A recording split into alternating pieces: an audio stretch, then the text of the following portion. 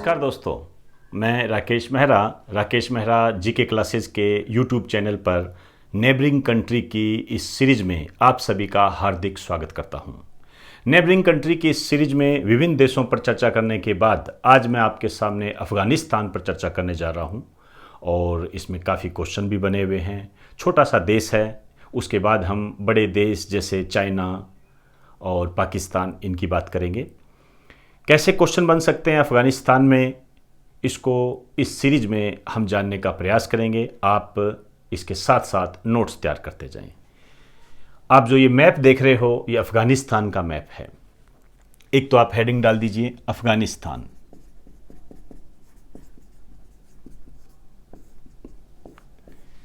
देखिए, पहली बात तो ये है कि अफ़गानिस्तान का जो नाम है, यहाँ पर एक जाति पाई जाती है, उस जाति का नाम है पश्तून।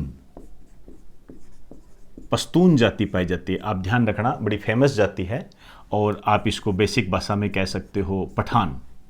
इसके कारण इसका नाम अफ़गानिस्तान पड़ा है। एक लाइन लिख दीजिए, अफ़गानिस्तान का नाम यहाँ पर पाई जाने वाली अफ़गानिस्तान का नाम यहाँ पर पाई जाने वाली विशेष प्रकार की पश्तून, ब्रैकेट में लिखिए पठान जाति के कारण जाना जाता है।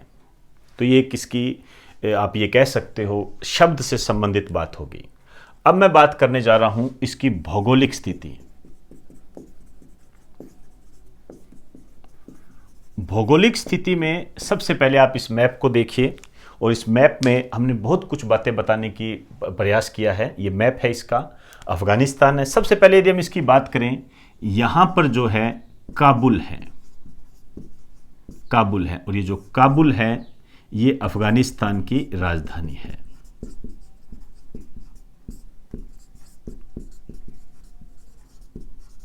राजधानी है ये। इसके अलावा एक और यहां पर शहर है जो काफ़ी चर्चा में रहता है, कंधार। कंधार विमान अपहरण, कभी चर्चा सुनी हो इस चीज़ की, ये कंधार है। ये भी दो फेमस शहर है इसके। इसके अलावा इसके आसपास पड़ोसी देशों की बात करें तो Iran, Turkmenistan, Uzbekistan, Tajikistan, China, India. India की सबसे कम सीमा लगती है इससे। और यहाँ पर जो आपके क्वेश्चन बन सकता है वो ये है कि अफ़गानिस्तान की सीमा को कौन सा देश स्पर्श नहीं करता है। अब आप देख लीजिए, इंडिया है, चाइना है, ताजिकिस्तान है, उज्बेकिस्तान है, तुर्कमेनिस्तान है, ईरान है। ये देश ये जो देश है इसके चारों ओर पड़ोसी देशों की सीमा बनाते हैं।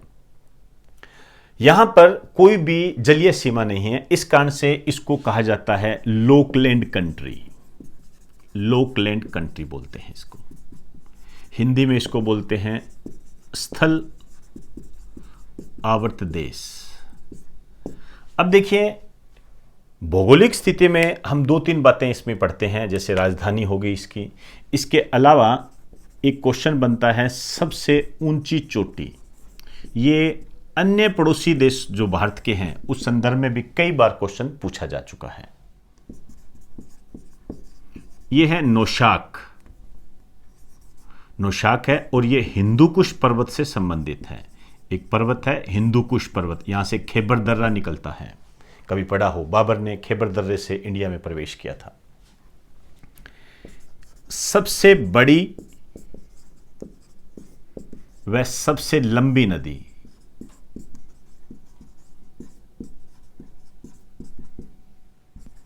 ये है अमू दरिया। ये नाम ध्यान रखना आपने। यहां पर जो नेशनल पार्क है ये दो फेमस है यहां पर, इनके नाम याद रखने हैं। बंदे ए अमीर नेशनल पार्क और बंदहोन नेशनल पार्क। ये जो बंदे अमीर नेशनल पार्क है ये 6 छोटी छोटी झीलों के कारण जाना जाता है। एक लाइन लिख दीजिए, यह 6 छोटी छोटी झीलों के कारण जाना जाता है, यह प्रसिद्ध है।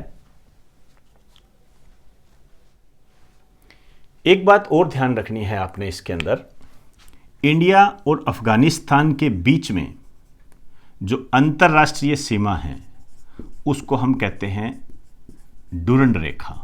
ध्यान रखना, ड्यूरंड रेखा बोलते हैं, इसका जो निर्धारण हुआ था ये किया गया था सर मोर्टिमर ड्यूरंड के द्वारा। एक बात और ध्यान रखना, पाकिस्तान और अफगानिस्तान के बीच में भी ड्यूरंड रेखा है।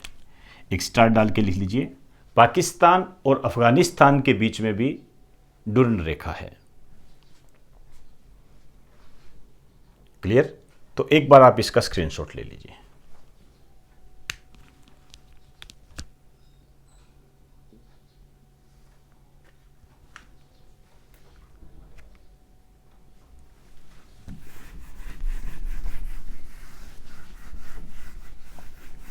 अब हेडिंग डालिए अफगानिस्तान की राजनीतिक स्थिति।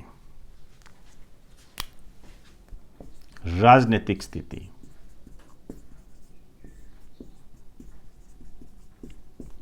यदि इसके बैकग्राउंड की बात करें तो यह ब्रिटेन का उपनिवेश था। ब्रिटेन का उपनिवेश था, कॉलोनी कह सकते हो उपनिवेश को आप। और यहां से जो ये आजाद हुआ था, इसको जो स्वतंत्रता मिली थी 19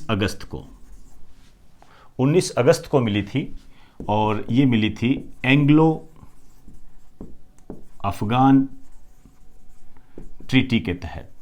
एक संधि हुई थी, आंग्ल अफगानी संधि, इसके तहत हुई थी। इसी कारण से ये जो 19 अगस्त है, सन पर जाने की कोई आवश्यकता नहीं है, इसे मनाया जाता है अफगानिस्तान का स्वतंत्रता दिवस, इंडिपेंडेंस डे। अब हम बात करेंगे अफगानिस्तान में गणतंत्र कब लागू हुआ, रिपब्लिक कब हुआ।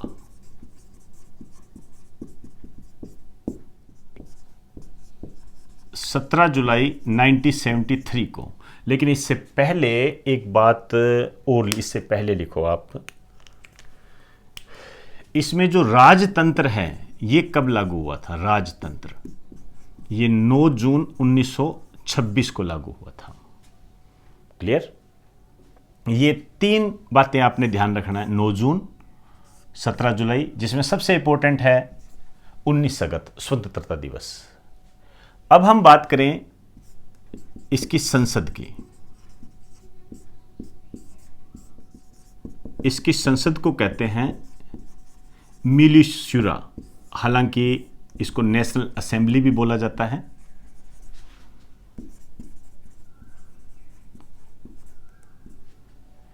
इसमें 2 प्रकार के हाउसेज हैं, जैसे अपने लोकसभा राज्यसभा होते हैं।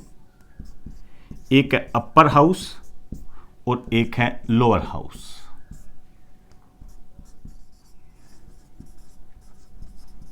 मेसराना जिरगा अपर हाउस को बोलते हैं, और इसके अंदर 102 मेंबर हैं। और जो लोअर हाउस है इसको कहते हैं वोलेसी जिरगा, इसमें 250 मेंबर हैं।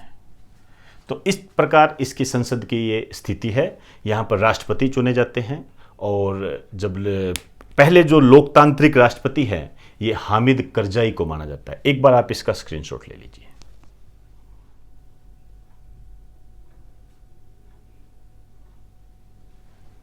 एक बात और ध्यान रखें, इसमें जो ये गणतंत्र तो लागू हुआ था 17 जुलाई 1973 को, लेकिन इसमें जो संविधान लागू हुआ था 26 जनवरी 2004 को, इसको इंपॉर्टेंट लगा दीजिए।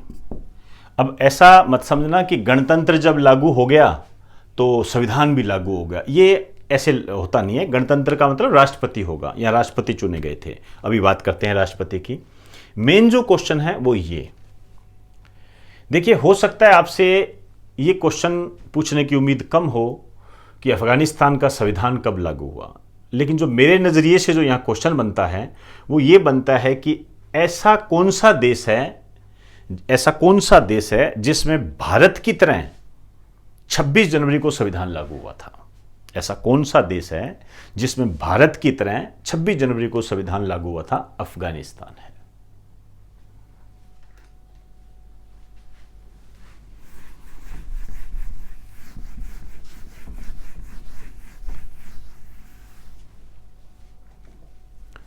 अब आइए प्रथम राष्ट्रपति।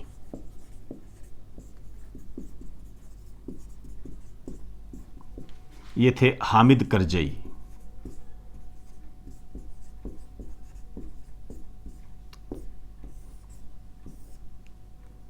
ये थे अफगानिस्तान के प्रथम लोकतांत्रिक राष्ट्रपति, मतलब चुनावों के द्वारा जो चुने गए थे। और जो वर्तमान राष्ट्रपति है ये है अशरफ गनी। इसको घानी भी बोल देते हैं, कोई फर्क नहीं पड़ता। दोनों ही क्वेश्चन अपने आप में इंपॉर्टेंट का रुतबा रखते हैं। अब देखिए, अफगानिस्तान में जो प्रांत है 34 है, प्रोविंस बोलते हैं इसको। और इसमें जो प्रमुख जाति रहती है ये है पश्तून, मैंने पहले ही बता दिया, पठान। और अन्य जातियां जो है ये है बलूच, हजारा, ताजिक, उज्बेक, ये अन्य जातियां यहां पर पाई जाती है। तो एक बार आप इसका स्क्रीनशॉट ले लीजिए।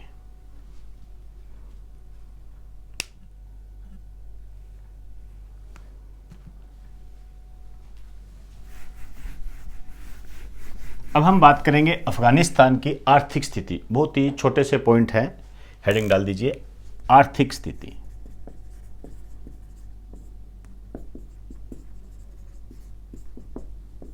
आर्थिक स्थिति में इसमें सबसे जो इंपॉर्टेंट बन सकता है वो इसकी मुद्रा, करेंसी। अफगानी इसकी मुद्रा है, अफगान अफगानी भी बोल देते हैं, और अफगानी आप मान के चलें इसको। इसके अलावा यदि हम देखें तो अफीम के लिए प्रसिद्ध है, ये अफीम की खेती होती है यहाँ पर। और इसके अलावा कालीन, यहाँ की जो कालीन है वो विश्व प्रसिद्ध है। एक लाइन लिख दीजिए, यह अफीम की खेती के साथ विश्व में एक महत्वपूर्ण स्थान रखता है। अफीम की खेती के साथ यह विश्व में एक महत्वपूर्ण स्थान रखता है और कालीन बनाने में यह विश्व प्रसिद्ध है। कालीन बनाने में यह विश्व प्रसिद्ध है। इतना काफी है इसके लिए। अब आइए कला व संस्कृति, इसको लगा दीजिए मोस्ट इंपोर्टेंट। पहले भी बता चुका हूं, नेबरिंग कंट्री के तहत कला और संस्कृति सबसे महत्वपूर्ण है। सबसे पहले हम बात करेंगे अफगानिस्तान के प्रमुख उत्सव की। मेन फेस्टिवल कौन सा है? नवरोज। हालांकि इस्लामिक कंट्री है, इस्लामिक कंट्री है तो यहाँ पर ईद, ये मुहर्रम, ये सब मनाए जाते हैं, लेकिन यहाँ नवरोज को बहुत महत्व दिया जाता है। एक प्रकार का न्यू ईयर है ये, न्यू ईयर है ये। अब देखिए, अब हम बात करेंगे राष्ट्रीय प्रतीक, नेशनल सिंबल। और सबसे पहले हम बात करेंगे राष्ट्रीय ध्वज, नेशनल फ्लैग। इस पे क्वेश्चन बने हुए हैं। किस तरीके का है इसका नेशनल फ्लैग?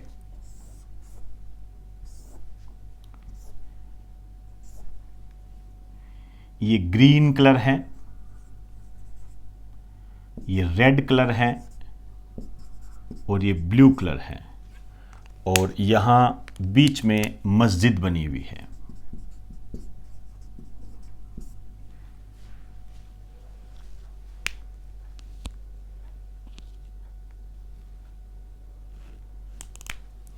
थोड़ा सा चेंज कर दीजिए, ये ब्लू नहीं है, ये ब्लैक है, ब्लैक है, ब्लैक रेड ग्रीन। ये तो अफगानिस्तान के पास्ट को रिप्रेजेंट करता है, जो इसका भूतकाल रहा है उसको रिप्रेजेंट करता है। ऐसा माना जाता है कि अफगानिस्तान का पास्ट काफ़ी खराब रहा है, इसको ब्लैक रूप में माना जाता है ये। हालांकि वर्तमान में भी स्थितियां काफ़ी गंभीर है। ये जो रेड है, ये जो अफगानिस्तान का जो नेशनल मूवमेंट है या अफगानिस्तान की आज़ादी में शहीदों के खून को रिप्रेजेंट करता है। अफगानिस्तान की आज़ादी में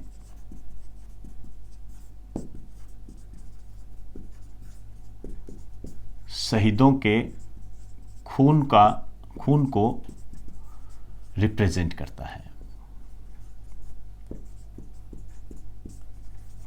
और जो ग्रीन है ये जीवन समृद्धि व खुशहाली को रिप्रेजेंट करता है। खुशहाली, आप हरियाली भी कह सकते हो, उसको रिप्रेजेंट करता है ये। और जो मस्जिद है, मस्जिद हमें ये बताती है कि अफगानिस्तान एक इस्लामिक देश है। यहाँ पर धर्म को काफ़ी महत्व दिया जाता है। आप नित नई खबरें पढ़ते हो, इस संदर्भ में इस बात का प्रूफ देख सकते हो। मस्जिद, तो ये इसका नेशनल फ्लैग है, इस पे क्वेश्चन बनते हैं। अब मैं बात करने जा रहा हूँ इसका राष्ट्रीय पशु। ये है स्नो लेपर्ड। आप जानते हो ये बिल्ली की एक प्रजाति होती है, बिल्ली नहीं होती है, ध्यान रखना। स्नो लेपर्ड, लेपर्ड होता है ये। राष्ट्रीय पुष्प, नेशनल फ्लावर, ये है ट्यूलिप। ट्यूलिप इसका नेशनल फ्लावर है।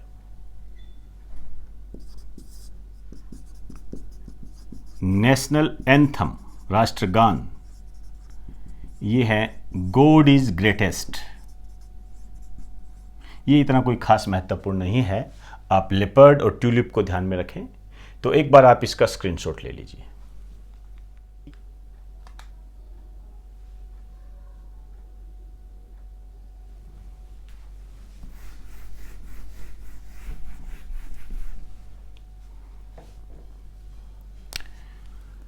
इसके जो फादर ऑफ नेशन माने जाते हैं, राष्ट्रपिता, जैसे अपने महात्मा गांधी है वैसे ही इनके राष्ट्रपिता है अहमद शाह दुर्रानी, इनको माना जाता है।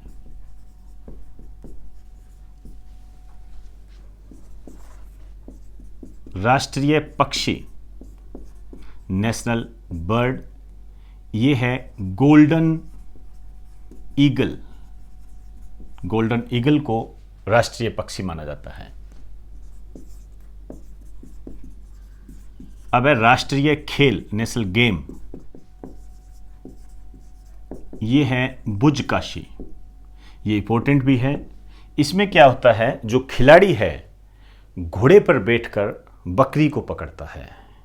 तो एक लाइन लिख दीजिए, इसमें खिलाड़ी घोड़े पर बैठकर बकरी को पकड़ता है। राष्ट्रीय कवि, ये है खुशहाल खट्टाक।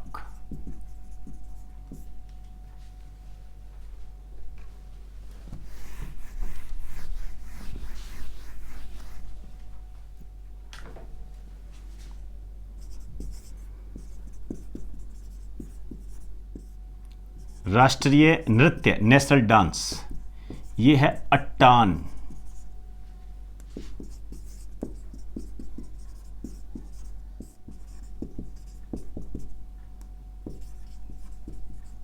रुकाब, आप ये कह सकते हो नेशनल इंस्ट्रूमेंट जो है ये है रुकाब।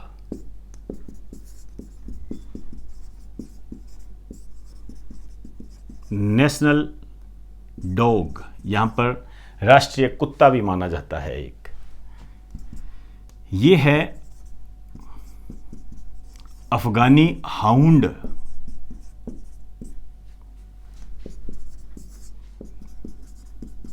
नेशनल ट्री, राष्ट्रीय वृक्ष, ये है अफगानी pine. National fruit, pomegranate. Pomegranate. तो ये आप ध्यान में रखें, father of nation most important. इसके अलावा गोल्डन ईगल, नेशनल बर्ड, बुजकासी, ये तो बम्पर है, ध्यान रखें। राष्ट्रीय कवि, इसको मेरे हिसाब से नेपाल के संबंध में या भूटान के संबंध में पूछा भी जा चुका है, तो ध्यान रखें, खुशहाल खट्टाक। नृत्य है, यंत्र है, नेशनल डॉग, हाउंड, ये इंपॉर्टेंट बन सकता है। और आप थोड़ा सा ध्यान रख लें, सबसे ज़्यादा इंपॉर्टेंट जो मानता हूं अहमद शाह दुर्रानी को मानता हूं। तो एक बार आप इसका स्क्रीनशॉट ले लीजिए।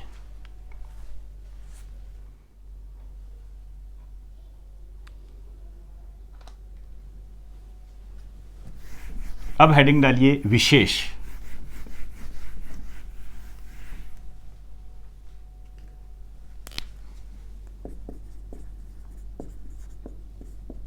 पहला पॉइंट लिखिए, अफगानिस्तान में 36% जनसंख्या बीपीएल है। 36% जनसंख्या बीपीएल है। दारी व पस्ती, ये जो दारी और पस्ती है ये अफगानिस्तान की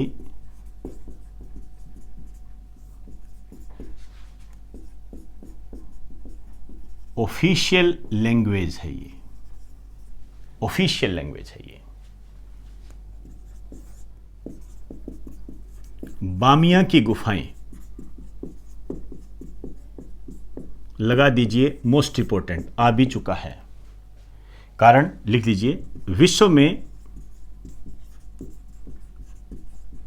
सबसे पहले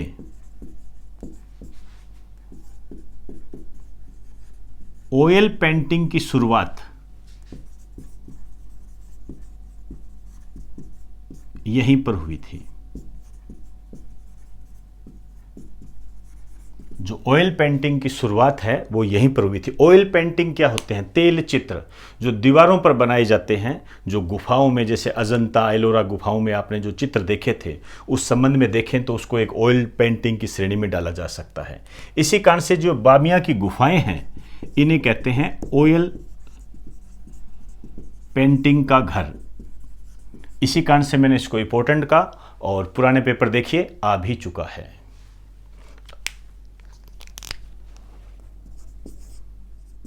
कविता अफगानिस्तान की संस्कृति का प्रमुख गुण है। यहां पर जो कविता होती है, जो हम कविता गाते हैं, वो यहाँ का मेन, आप इसको ये कह सकते हो कि अफगानिस्तान की कल्चर को रिप्रेजेंट करता है। अब लिखिए, अफगानिस्तान में फ्राइडे को पवित्र दिन माना जाता है और इस दिन अवकाश होता है। अफगानिस्तान में फ्राइडे को पवित्र दिन माना जाता है और इस दिन अवकाश होता है। नेक्स्ट लिखिए, विश्व की सबसे बड़ी 2 बुद्ध मूर्तियां,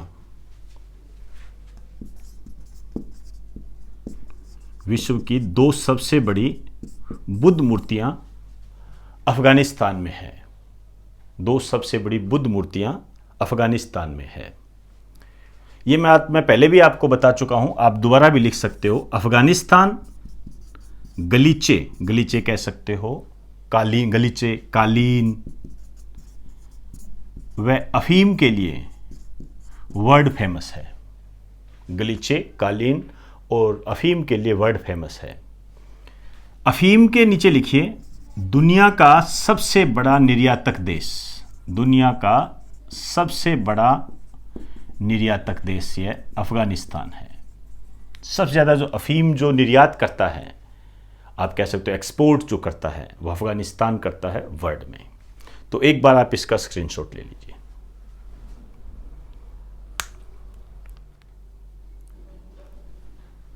तो दोस्तों, आज हमने नेबरिंग कंट्री की सीरीज के तहत अफगानिस्तान के बेसिक पॉइंट्स को जानने का प्रयास किया।